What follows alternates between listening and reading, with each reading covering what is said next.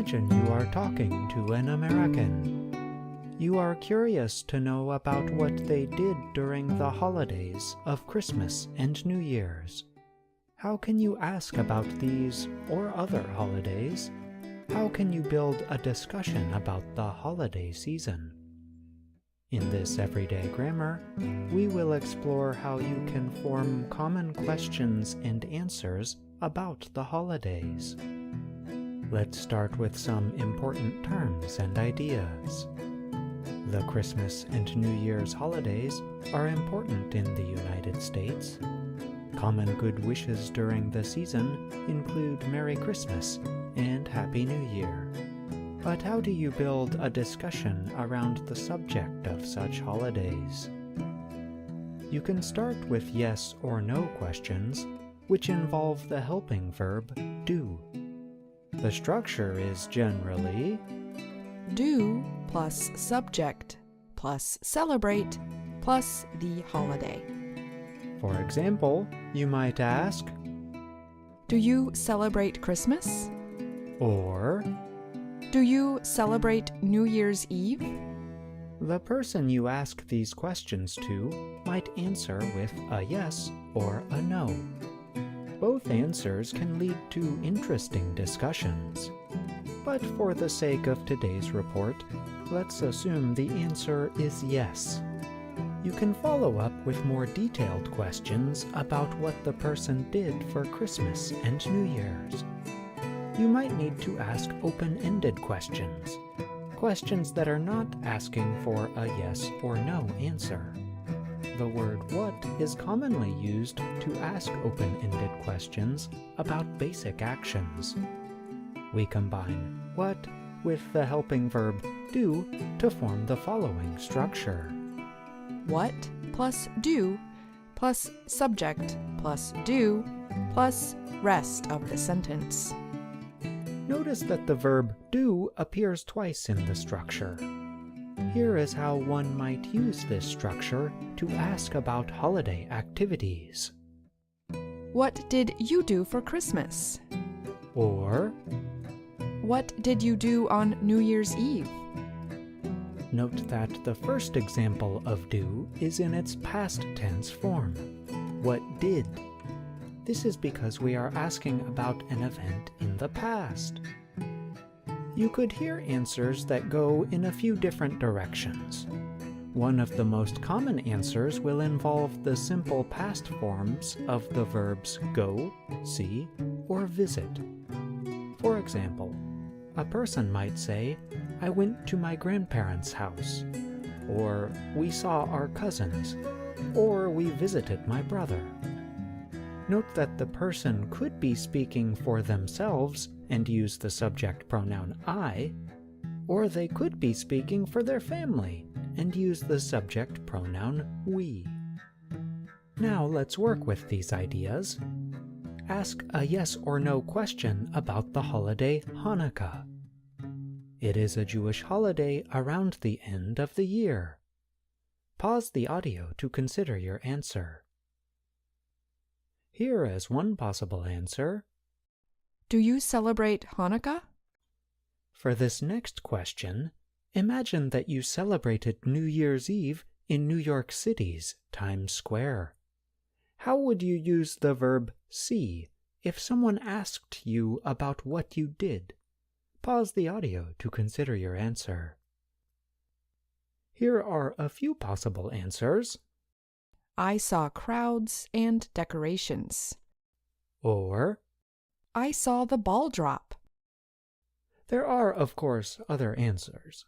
What is important is that you use the past form saw, as in I saw.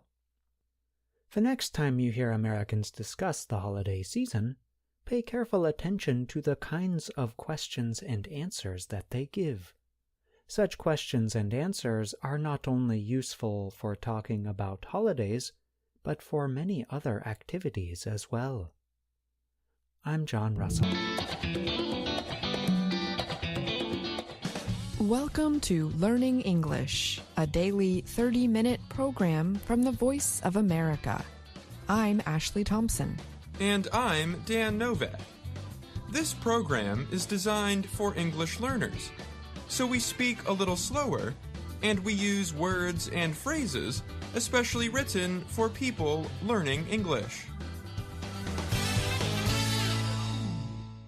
Coming up on the program, John Russell reports on NASA's plan to put human-like robots in space.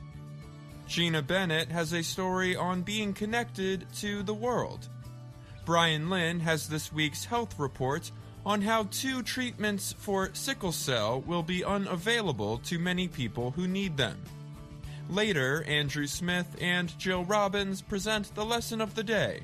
But first, the American Space Agency NASA's human-like robot Valkyrie looks powerful. It stands 188 centimeters tall and weighs 136 kilograms. Valkyrie is named after supernatural females in Norse mythology.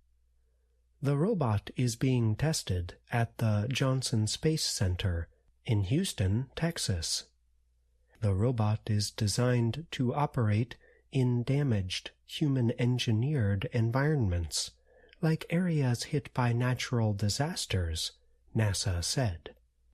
But robots like Valkyrie could also work in space one day.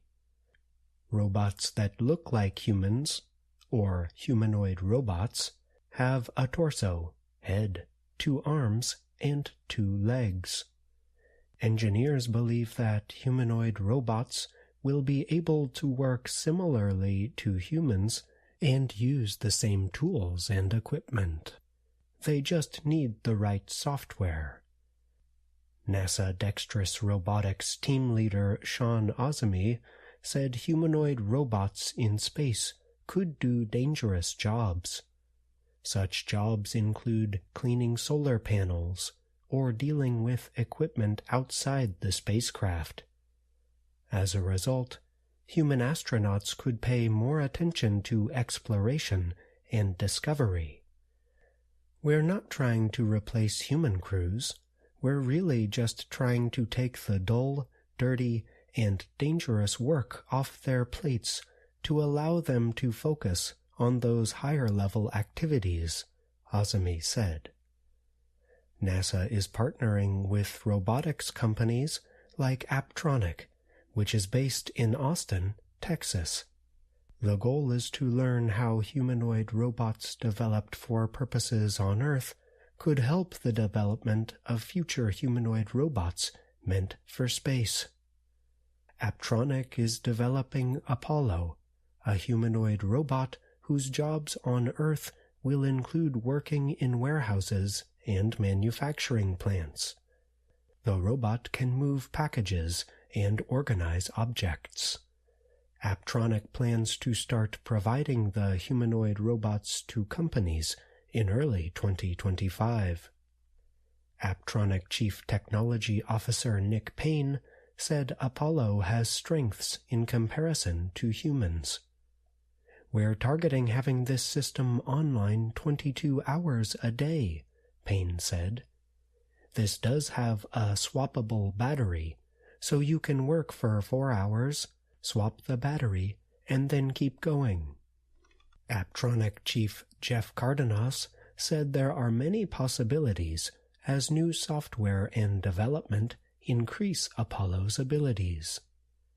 The approach is we're starting in the warehouse and on the manufacturing floor, but then it can move into retail, to delivery, and out more into what we call unstructured spaces, Cardenas said. In years to come, those unstructured areas could include space, Ozemy said. He said the robots are being designed so they can be easily changed to do many different jobs. Robots like Apollo are designed with modularity in mind to be able to adapt to many applications, Ozemy said. Ozemy added that NASA is aiming to find out what areas it needs to look into to bring a terrestrial system into the space environment. I'm John Russell.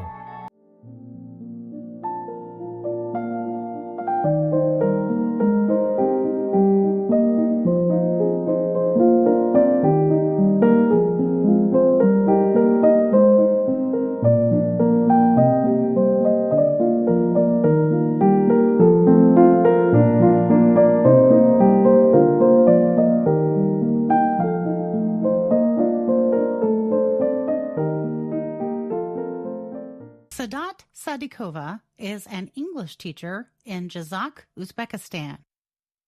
As a young girl, she dreamed of becoming a flight attendant and traveling the world. Her parents told her she would have to learn at least 3 languages in order to reach that goal. Although she was not able to become a flight attendant, Sadikova did study languages. She speaks Uzbek, Russian, English, and Turkish. Sadikova has never traveled outside Uzbekistan. Even so, she reports feeling connected to people around the world. The whole world is for human beings, Sadikova said. She still dreams of visiting many countries. American Trina Bright worked in education for nearly 25 years. Today, she lives in the southern U.S. state of Arkansas. During her career, she traveled to many countries, including China and South Africa. Bright used stories from her travels to help her students in the U.S. understand their place in the world. She spent most of her career in a minority-serving school district. Sharing stories from her travels helped her students see value in their own cultures. There's value in all experiences, not just typical American ones, Bright said. Bright has visited more than 20 countries. But Bright, unlike Sadikova, does not report feeling connected to people around the world. Bright is not alone. She is among the more than half of Americans who report they do not feel especially close to people around the world. That information comes from a new report by Pew Research Center, an organization that aims to inform the public about the issues, beliefs, and trends shaping the world. The report, called Attitudes on an Interconnected World, was released on December 6th. Pew recently asked people in 24 countries a series of questions about how connected they feel to their own communities and countries, as well as to people around the world. Pew researchers looked at, among other things, how international travel experience relates to feelings of connectedness. About half of all respondents reported they feel at least somewhat close to people all over the world. Feeling close to others around the world is more common in Europe than in most other places, the study found. In the United States, only 35% of the respondents said they feel at least somewhat connected to those in other countries. The percentage was even lower in Argentina, 28%, and Indonesia, 22%. The study found that, in general, respondents who had traveled to at least one other country feel more connected to people around the world. 99% of respondents in the Netherlands reported having visited at least one other country, and about half said they had visited 10 or more countries. The Pew researchers found that 77% of respondents from the Netherlands said they feel at least somewhat close to people all over the world. But international travel does not always mean a person feels a closeness to people around the world. Bright, the retired American schoolteacher, is one such exception. She said, "I don't know a bunch of people around the world, just some." And, she said, her connections to them are not especially deep. Pew researchers found a similar case in Sweden. 99% of Swedish respondents said they had visited at least one other country. Yet a much smaller share of Swedish respondents, 47%, report feeling close to people all over the world. In fact, a higher number of Indian respondents, 68%, report feeling at least somewhat close to people all over the world. Yet just 3% of respondents from India said they had traveled to another country. Such findings show that international connectedness can be formed in ways other than traveling overseas. Sadikova, the Uzbek English teacher, told VOA Learning English she feels connected to people all over the world, even though she has never traveled outside Uzbekistan.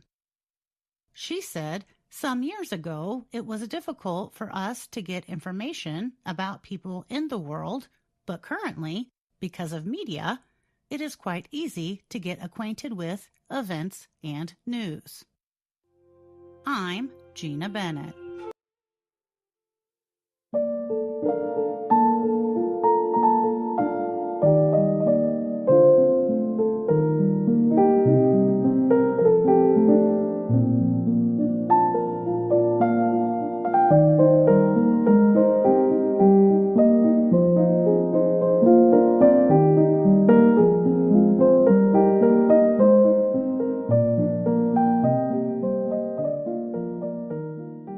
United States health officials recently approved 2 new gene treatments for sickle cell disease, SCD. The treatments provide hope that the disease might be curable, but experts say high costs and limited availability will prevent many people from receiving them. SCD is a genetic disorder that causes oxygen-carrying red blood cells in the body to become misshapen. The condition can block blood flow and cause severe pain and organ damage.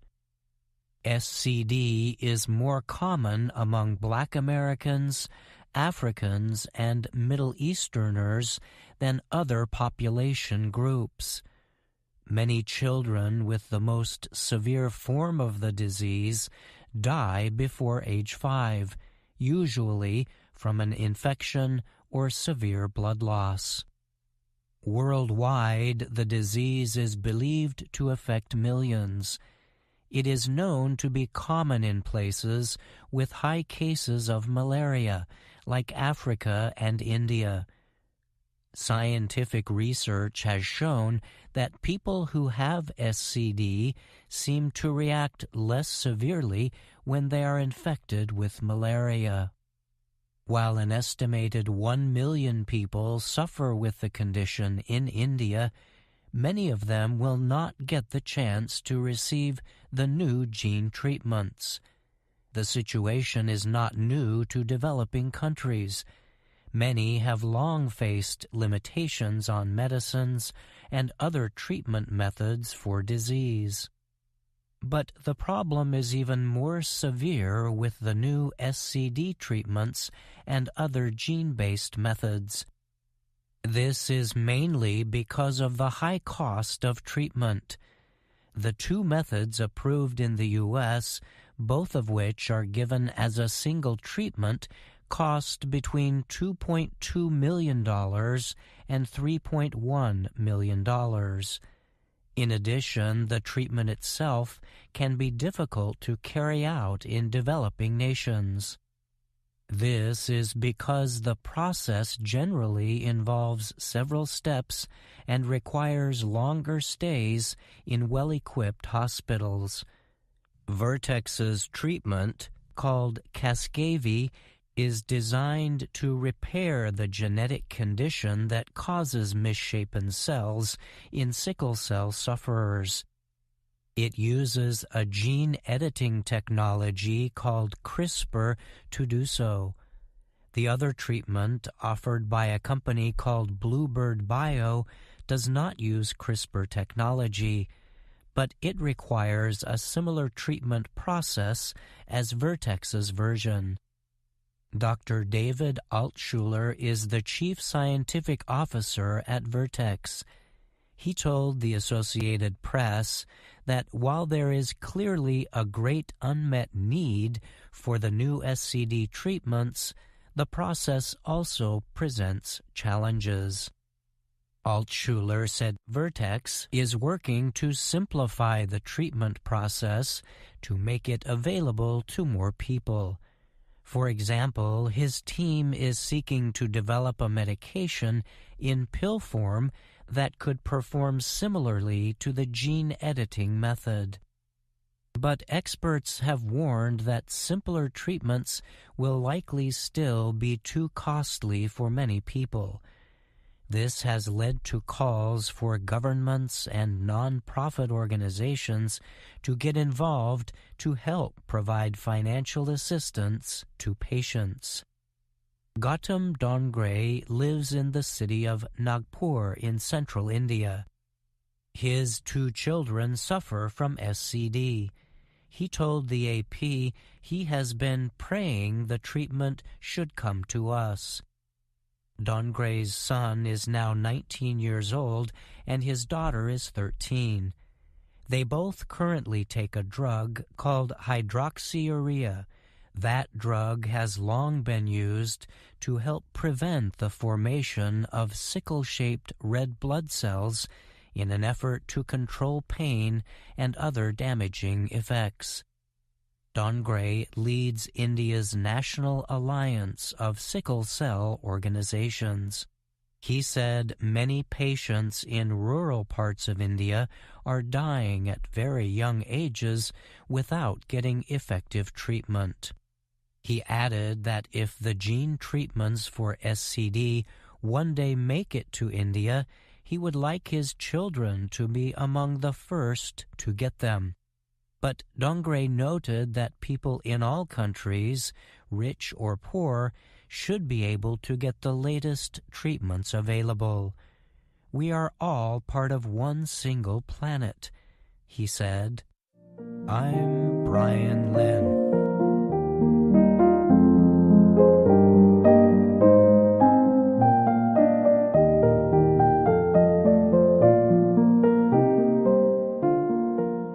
Brian Lynn is here now to talk more about his health and lifestyle report. Thanks for being here, Brian.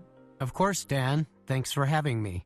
Your report focused on availability issues for 2 promising gene-based treatments for sickle cell disease.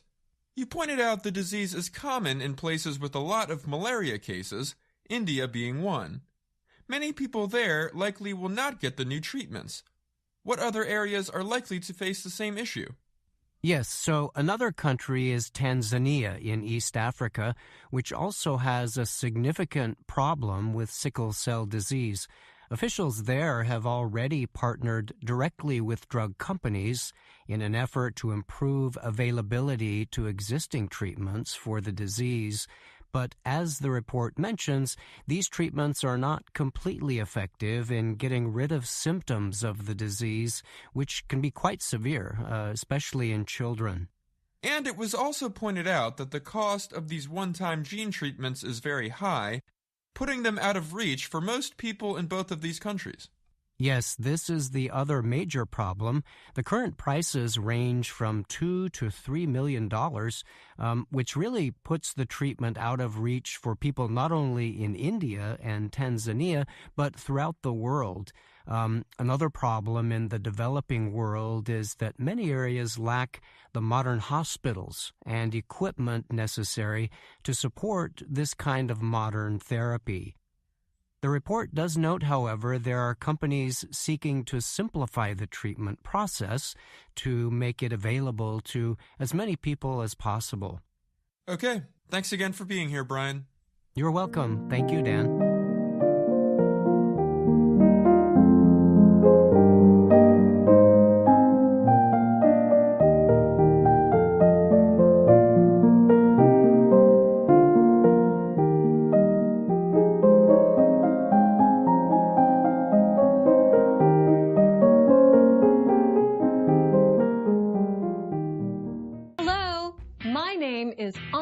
Mateo. My name is Andrew Smith. And I'm Jill Robbins. You're listening to the Lesson of the Day on the Learning English podcast. Today's lesson helps you do more with Level 2 of our video series, Let's Learn English. This series shows Ana Mateo in her work and life in Washington, D.C. Today's lesson explains how we relate or connect two events in the past that happened at different times. In Lesson 3 of Level 2, Ana and her new work partner Pete talk about why they did not arrive at a meeting on time. But they disagree about the reasons they were late. Let's listen first to what Ana says. You two are late. Exactly 43 minutes late. What happened? He had to get his special coffee. Special coffee. She had to feed her birds. Her birds? Of course I have to feed the birds. Who's going to It's very special coffee. You don't have any taste. Okay. I can see already that you two need my help. You can't both talk at the same time. You have to take turns. All right, Ana, you go first. Sure. Kelly, see, Pete and I live in the same building, so we decided to meet at 8 a.m. 8 a.m. to come to work together. I had waited 15 minutes when Pete arrived.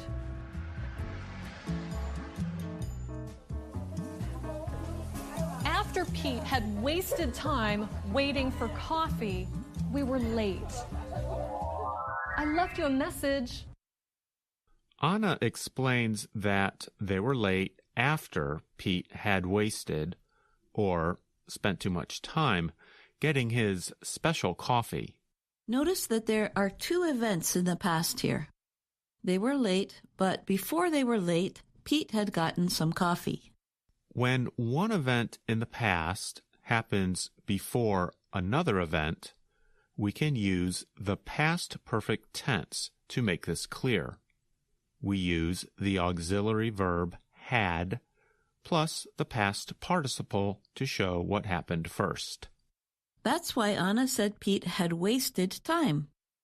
The auxiliary had tells us that Pete wasted time before they were late.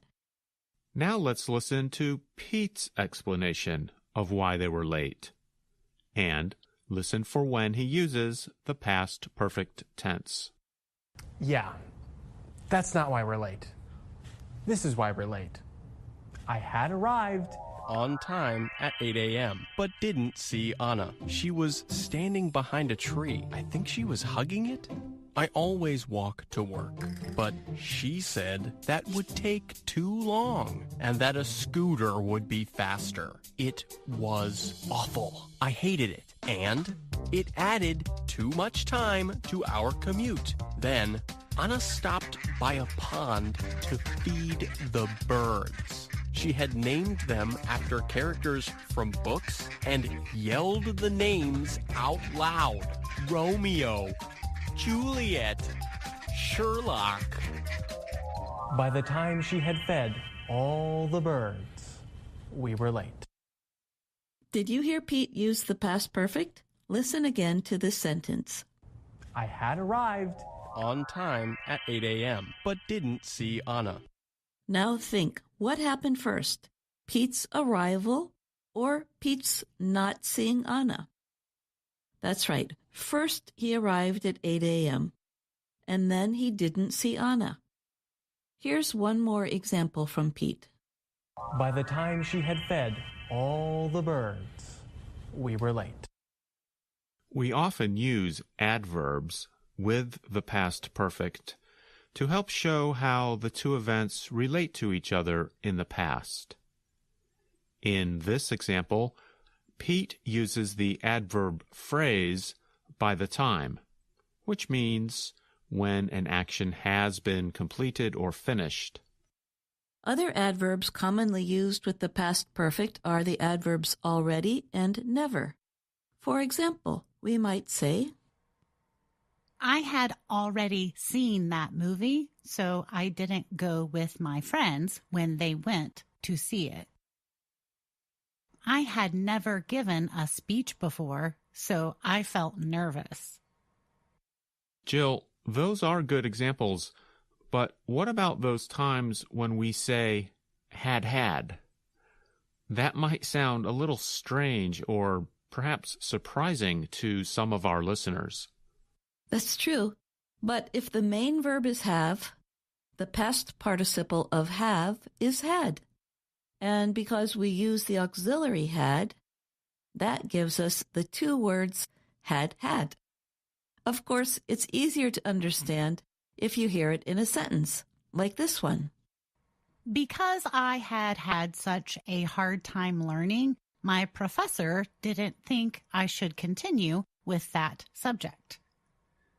We should also tell our listeners that when they watch Lesson 3 of Level 2, they can see and hear Professor Bott explain more about the past perfect. But now let's listen to the person Anna and Pete meet and see what she thinks about their disagreements. This is what I think. You two see the same event very differently. Does this happen often with you two? Yes. No. Yes. No. What are you talking about? Okay, this is good. This is good. It's good to see things differently. I have an idea. We will call the show He Said, She Said. For every story, you tell a different point of view. That is a great idea, Kelly. Pete, we are different. That's why I thought of you for this job. I think you two understand perfectly. Let's get to work. Having more than one point of view or way of thinking about things can be very useful for a team that is working on a project. That's true. However, if you have too many points of view, that can also be a problem. True. We have an idiomatic expression that relates to that. We say, too many cooks spoil the broth. Broth is another word for the liquid in soup.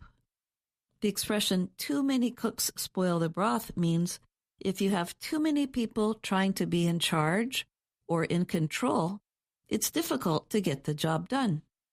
Well, luckily for our podcast, we normally just have 2 cooks, so I think it works out pretty well. I hope our listeners agree. Listeners, we'd like to hear from you. Have you ever worked with someone who was very different from you? Write about it to us at learningenglish@voanews.com. And remember that each lesson of Let's Learn English comes with a lesson plan you can download for free. It has lots of activities you can use to practice English. And don't forget that you can also find us on Facebook, YouTube, and Instagram. And be sure to share the lesson of the day and other programs from Learning English with your friends and family. And thank you for listening. I'm Andrew Smith.